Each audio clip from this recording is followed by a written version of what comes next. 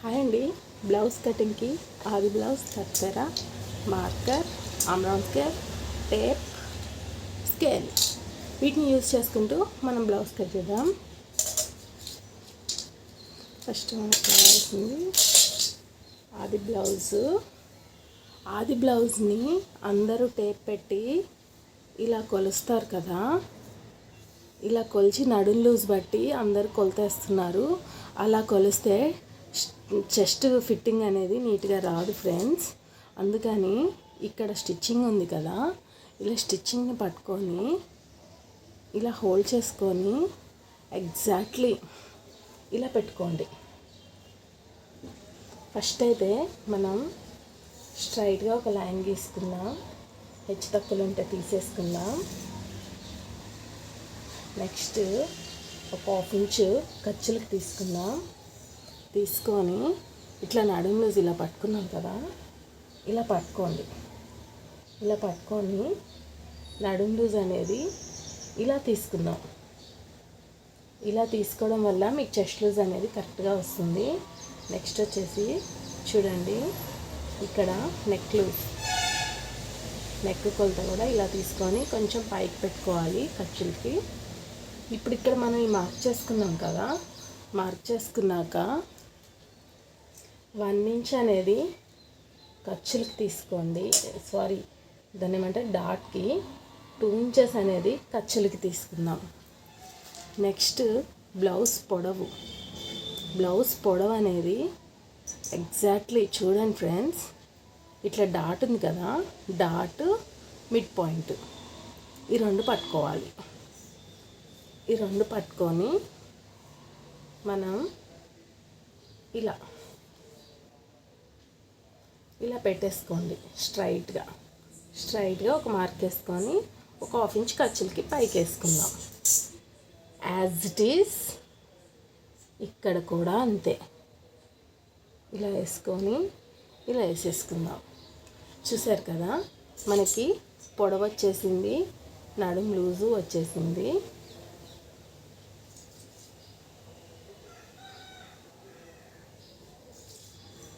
As it ఈజ్గా తీసేసుకున్నాం కదా. Next arm round అనేది ఇలా ఒక డాట్ పెట్టేసుకుందాం. ఇలా డాట్ పెట్టేసుకొని పైన ఖర్చులకు కొంచెం 1/2 ఇంచ్ పైకి పెట్టుకొని చూద్దాం. చూసారా, వీళ్ళ ఆమ్ రౌండ్ వచ్చేసి 5.5 ఉంది. వీళ్ళ నెక్ లూజ్ బట్టి నెక్ విడ్త్ పెట్టాలి ఫ్రెండ్స్. నెక్ వచ్చేసి 7 ఉంది. 7.5 మీ 7.5కి 7 ఉందనుకోండి. 7 ఉంది అంటే ఇది చాలా డీప్ నెక్ బ్లౌజ్ కాదు, పైకి ఉన్న బ్లౌజ్ అని అర్థం.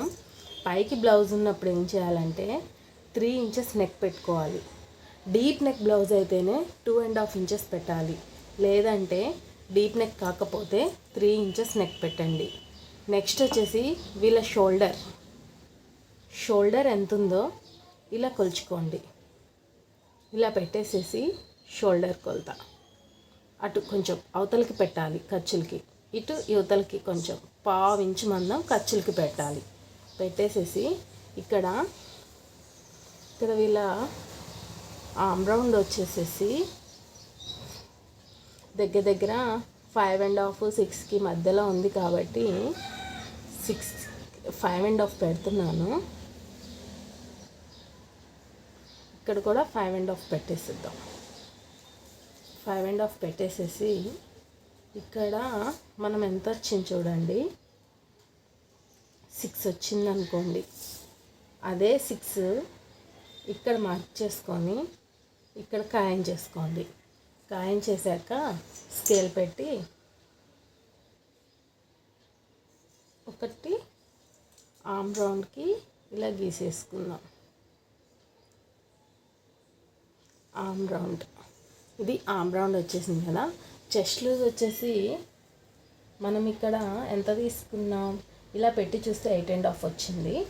8.5కి 1 ఇంచ్ కలిపి 9.5 పెట్టండి. 9.5 పెట్టేసి 2 ఇంచెస్ ఖర్చులు పెట్టేసి అనుకోండి, ఇది సేమ్ వస్తుంది. అప్పుడు బాక్స్ అనేది తయారవుతుంది. ఇక్కడ మనకి అసలు బాక్స్ చేసుకొని అందరు స్టిచ్ చేస్తూ ఉంటారు కదా, అది ఇలానే అన్నమాట. బాక్స్ లాగా పెట్టినా ఇదే వస్తుంది, ఇలా కుట్టినా ఇలా వస్తుంది. చూసారు కదా, ఇది 3 నెక్ ఉంది, పై నెక్ హై నెక్ కాబట్టి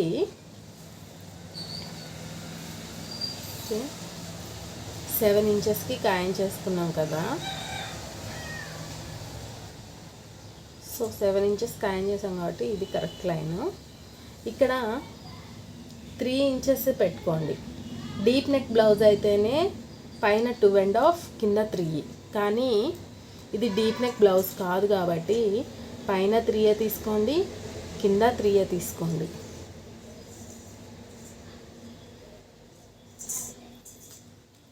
ఓకే, నెక్స్ట్ డాట్కి వచ్చేసేసి 9.5లో ఆఫ్, 9.5లో ఆఫ్ చేసేసి దీంట్లో అటు 1/2 ఇంచు ఇటు 1/2 ఇంచు, సారీ ఇటు 1/2 ఇంచు ఇటు 1/2 ఇంచు మన డాట్స్కి. ఇక్కడ వీళ్ళ డాట్ ఎంత పొడవు ఉందో చూసుకొని దాని మందమే పెడదామండి. ఏదైనా సరే కస్టమర్ చాయిసే, కానీ మనం ఓన్గా ఏది డిసైడ్ చేసుకోవద్దు. 3.5 ఉంది, ఖర్చులు వదిలేయంగానే 3.5 ఉంది వాళ్ళకి, అంటే విత్ ఖర్చులు 4 వస్తుంది. ఏదైనా సరే కస్టమర్ చాయిస్, కస్టమర్ బ్లౌజ్ ఎలా ఉందో సేమ్ యాజ్ టీజ్గా అలానే కుట్టివ్వడానికి ట్రై చేయండి ఫ్రెండ్స్, లేకపోతే కస్టమర్స్కి నచ్చదు. ఇక్కడ 1.5 ఆమ్ రౌండ్కి తీసుకొని ఇక్కడ కూడా 1.5కి ఇలా పెట్టేసుకొని ఇప్పుడు ఆమ్ రౌండ్ సర్కిల్ తీసుకుందాం. ఇది 3 కలిసేటట్టు పెట్టుకోవాలి. ఒకవేళ కొంచెం లడ్డు అంటే పెద్ద సైజు బ్లౌజులు ఉంటారు కదా, వాళ్ళకి ఇలా 3 కలవు. అప్పుడు ఈ 2 కలుపుకొని తర్వాత ఇటు కొంచెం జరుపుకొని ఇటు కలుపుకోండి. ఇప్పుడు నేను అలానే కలుపుతున్నాను. 30+ సైజ్ వాళ్ళకి ఈ స్కేల్ అనేది సెట్ అవ్వదు. ఇక్కడ కూడా చూడండి, హై నెక్ వాళ్ళు కొంచెం హైగానే వేసుకోవడానికి ప్రిఫర్ చేస్తారు కాబట్టి ఇలా మరీ అంచుల్లో ఇలా పెడతాం కదా మనం, డీప్ బ్లౌజులకి అలా పెట్టండి. కానీ హై నెక్ వాళ్ళు హైగానే ప్రిఫర్ చేస్తారు కాబట్టి హైగానే మార్క్ చేద్దాం. చూసారు కదా ఫ్రెండ్స్, ఇది బ్యాక్ నెక్ అనేది మనకి ఇలా వచ్చేసింది. ఇలా చేసేసుకుంటే బ్యాక్ నెక్ ఎగ్జాక్ట్లీ వీళ్ళలానే వస్తూ ఉంటుంది. వీళ్ళ కొలతల్లోనే కరెక్ట్గా కట్ చేస్తున్నట్టు వస్తుంది. కస్టమర్స్ చాయిస్ ఏదైనా సరే కానీ మనం ఇష్టం వచ్చినట్టు పెట్టొద్దు. మెయిన్గా నెక్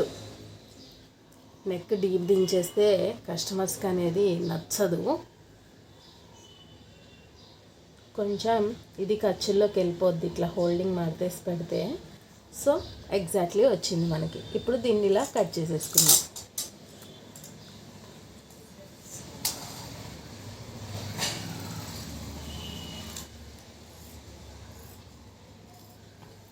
నడుం లూజ్ పట్టి చెస్ట్ లూజ్ పెట్టండి, ఆమ్ రౌండ్ పెట్టండి, నెక్ పెట్టండి అని చెప్తూ ఉంటున్నారు.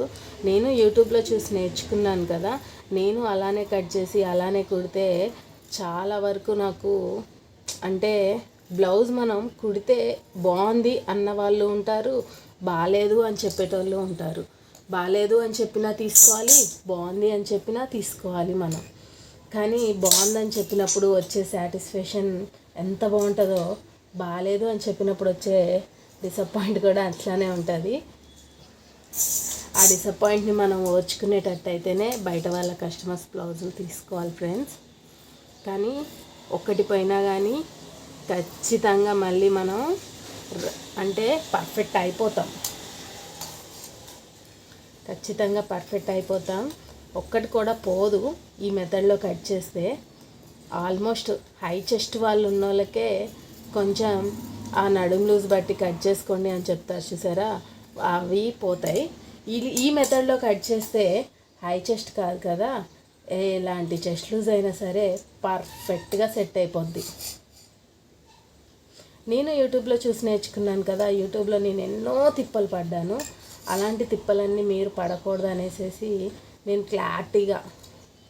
క్లారిటీగా చెప్పడానికి ట్రై చేస్తున్నాను. ఓకేనా? మీరు క్లారిటీగా నేర్చుకోండి. హై నెక్, డీప్ నెక్ ఉన్న డిఫరెన్స్ తెలుసుకుంటే ఆల్మోస్ట్ మనకి బ్లౌజ్ కట్ చేయడం వచ్చినట్టే, కుట్టడము వచ్చినట్టే, అందరికీ కుట్టగలం అనేసి మనకి అవగాహన వచ్చినట్టే. చూసారు కదా, ఇది బ్యాక్ పార్ట్ అయిపోయింది.